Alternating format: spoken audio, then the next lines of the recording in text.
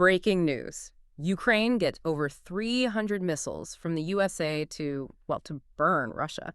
It is Friday, February 6th, 2026. If you believe in freedom, if you believe in justice, and if you support Ukraine's fight for survival, I need you to do one thing right now. Subscribe to Defense Reports. It's your go-to source for timely, in-depth military and defense reports, and we really do need your support to keep bringing you the truth. Join me in the latest program by Defense Report for the latest in global defense news, military technology, and strategic developments. And today we're going to cover, wow, a fundamental transformation of the battlefield. We are watching the map get redrawn not by tanks, but by this new aggressive doctrine they're calling Burn Russia. And it's being fueled by a massive, almost covert influx of NATO firepower. Through a back channel called PURL, which we'll get into. And the strangest part of all this, while all these missiles are raining down, there are high-stakes peace talks happening right now in Abu Dhabi. It's just a bizarre situation. This isn't just another aid package story. This is about how Ukraine, they have fundamentally altered the physics of this war. We've got intel reports on a domestic missile program that's exploiting a legal loophole to mass produce some really heavy hitters. And at the same time, we're seeing this terrifying new Russian drone tactic that's hunting civilians. And we have the inside track on what the Trump administration's envoys are up to in the UAE. It's a chaotic, completely contradictory picture. You have the highest intensity of missile strikes we've seen in years happening at the same time as the most serious diplomatic talks in months.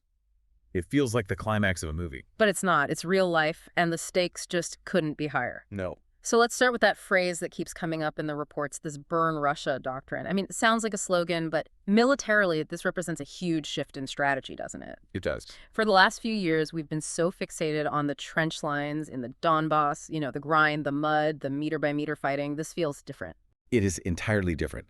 Burn Russia is a strategy of deep interdiction. It's a recognition that you just cannot win a war of attrition against a bigger power by killing soldiers on the front line. Right. You have to destroy their ability to wage war at its source. So the doctrine says the battlefield is no longer just the contact line.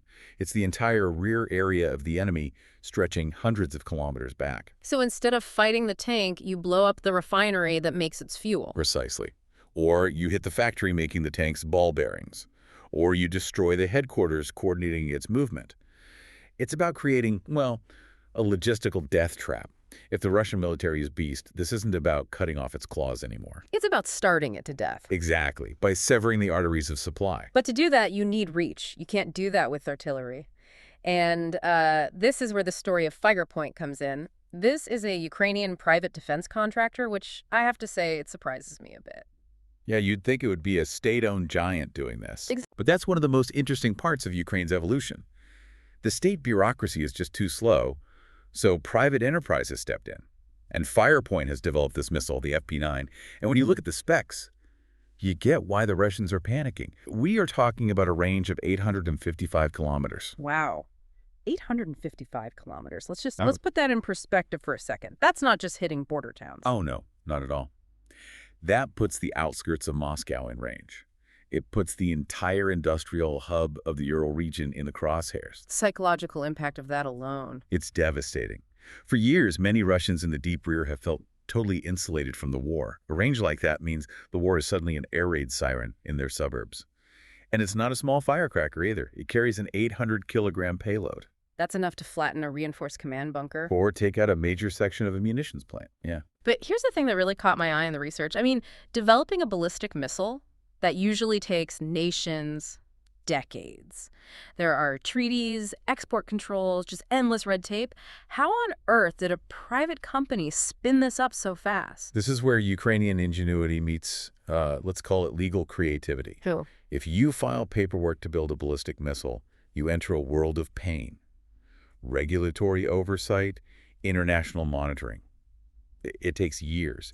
So Firepoint, They don't call the FP9 a missile. What do they call it? In all their regulatory filings, they classify it as a ballistic drone. A ballistic drone? I mean, that sounds like a distinction without a difference. It's a lawyer's trick. It is a brilliant bit of regulatory arbitrage. Yeah. By calling it a drone, they fall under UAV procurement guidelines, which are designed for rapid iteration and testing. It bypasses all the heavy bureaucracy tied to missile technology control. So they can get government approval in weeks instead of years. Exactly. That is incredibly clever. But there's still the physical reality of building them. You need solid rocket fuel, and that's dangerous stuff to make. I noticed a detail that they aren't even making the engines in Ukraine. No, and that decision was made out of a very grim necessity. Producing solid rocket fuel involves handling some extremely volatile chemicals. If a Russian missile were to hit a factory in Ukraine while it was mixing that fuel, the explosion wouldn't just be a fireball. It would release a huge cloud of hydrochloric acid. So it would basically be a chemical weapon attack on their own people. Exactly. It would be an environmental and humanitarian catastrophe for whatever town was nearby.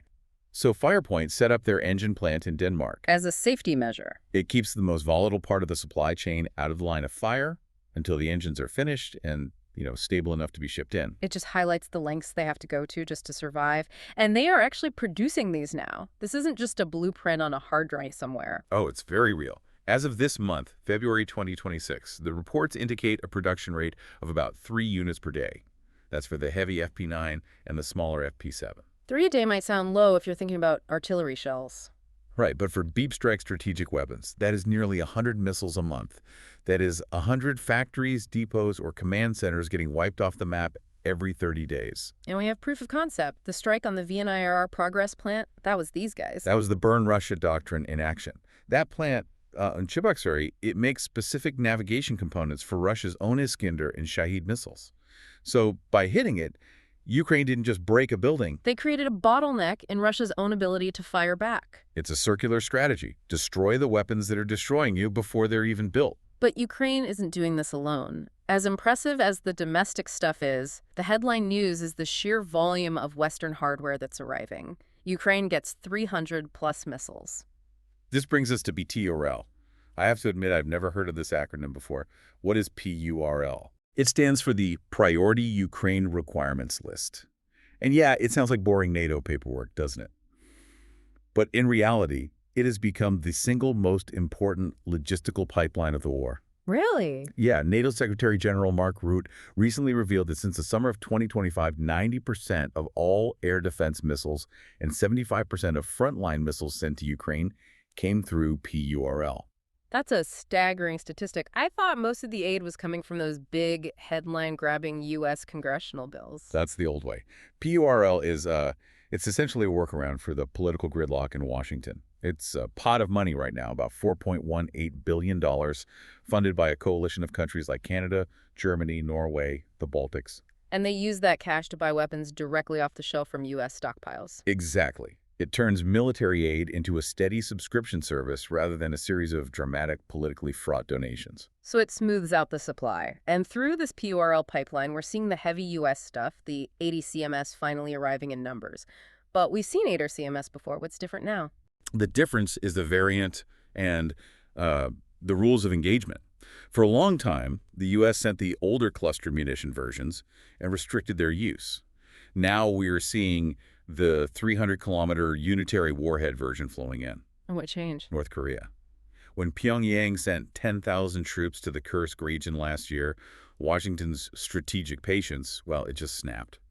They realized they had to give Ukraine the reach to hit the bases where those foreign troops were staging. So this combination of the domestic FP9s and the Western ATAS CMS leads to a concept the military analysts are calling the transparent battlefield.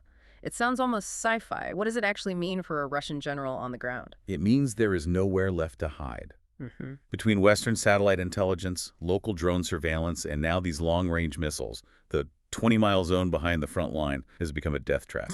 You can't mass tanks for an attack because they'll be seen and hit before they can even move. You can't. You can't build the large ammo dump because it will be vaporized. It forces a total dispersion of their forces. Russian logistics have had to pull back, stretching their supply lines until they break.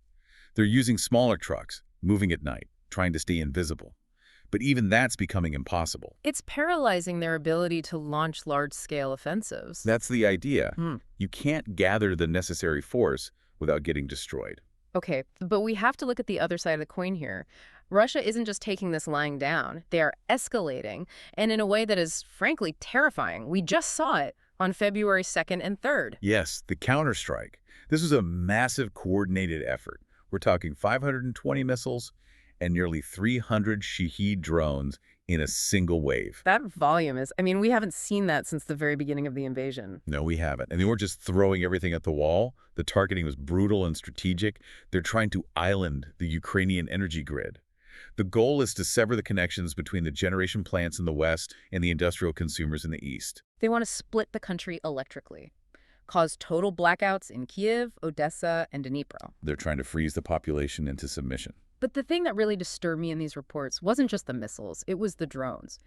We all know what a Shahed is, a flying lawnmower, loud, slow, pre-programmed. But these new ones, they seem to be evolving. They are. The technological evolution here is the integration of real-time control. The old Shaheds were fire and forget. You punched in coordinates and hoped it hit. These new variants have modems and cameras. They have a man-in-the-loop control system up to 100 miles away. So they're being flown like video game characters. Exactly. And because of that, the tactics have changed from hitting stationary buildings to hunting moving targets. And the sources mention a specific horrific development: bus hunters. Wait, they are targeting public buses? Yes. There are confirmed reports of these modem-equipped Shaheds tracking and striking civilian buses while they're in transit. It's pure terrorism. The military utility is zero. But the psychological impact is massive. It makes people afraid to move, afraid to go to work. Afraid to flee. It turns every vehicle into a potential coffin.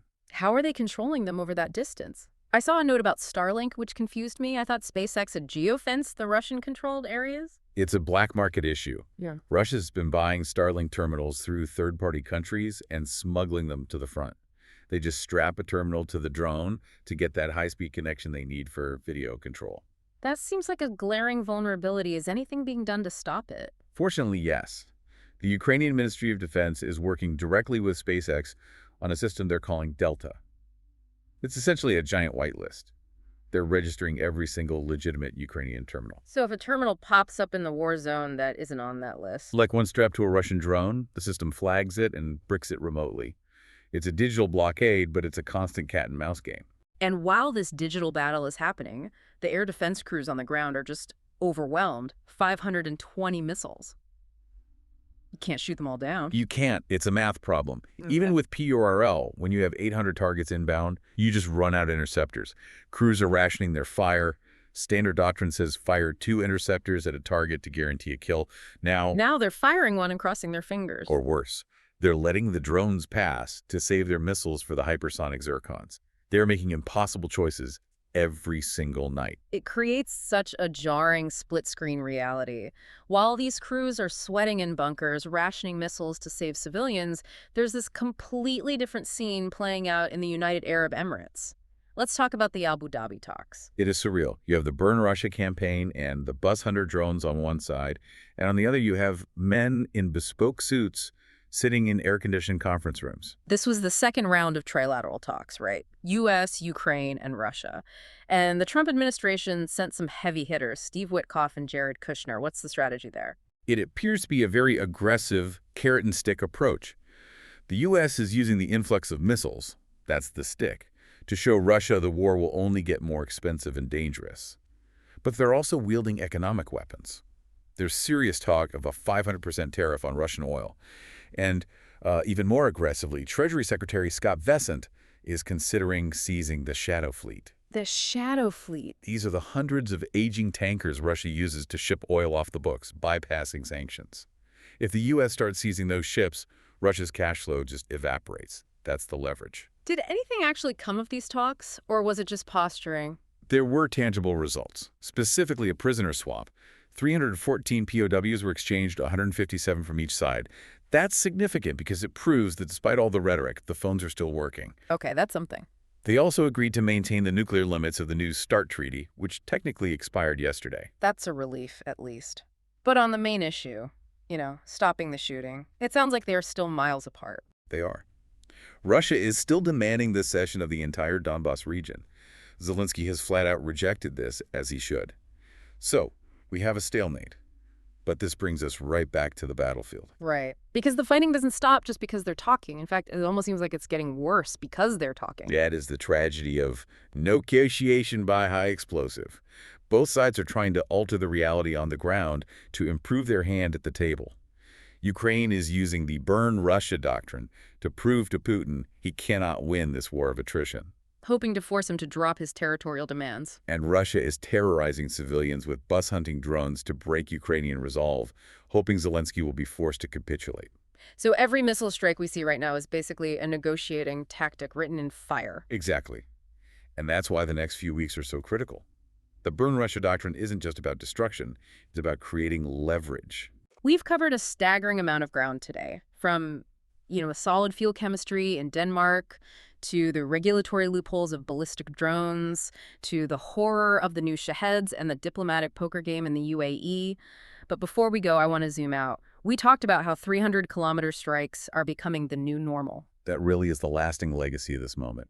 We're seeing the birth of Franken-weapons, these hybrids of Soviet and Western tech, and the normalization of deep strike capability. The FP9 isn't just a Ukrainian story. It's a preview of what every middle power nation is going to want in their arsenal next year. So the idea that you're safe if you're 500 kilometers from the border. That idea is dead.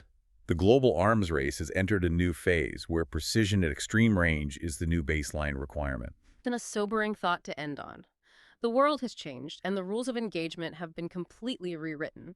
You've been listening to Defense Report by Alex, where we analyze the latest in military strategy, global defense, and advanced weaponry. Will I subscribe to Defense Reports, your trusted source for timely, in-depth military and defense analysis. We'll see you next time. Keep supporting us so we can continue bringing you the latest developments from Ukraine and around the world.